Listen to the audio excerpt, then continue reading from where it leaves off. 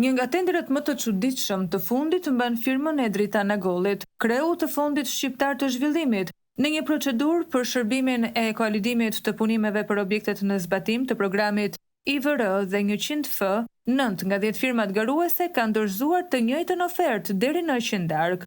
Vetëm një firmë që guxoi të dalë nga rreshti u skualifikua.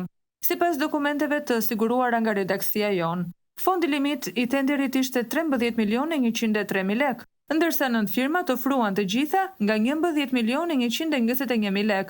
Firma e vetme që ofroi më shumë, Infratek, me 12.986.000 lek, u përjashtua nga gara për mungesë dokumentacioni.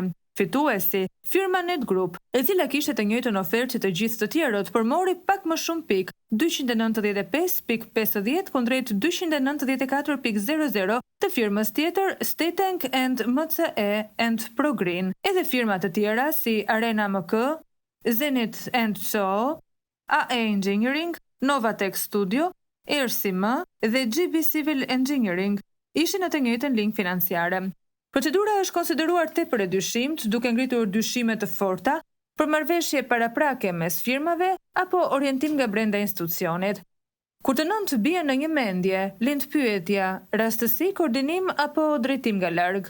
Edhe për ironi, për zgjedhja për tenderin që kishte si kriter ofertën ekonomikisht më të favorshme, u bë në fakt me pikavarazh, duke e kthyer në një garë që më shumë gjan me llotari, sesa me një proces real konkurrues.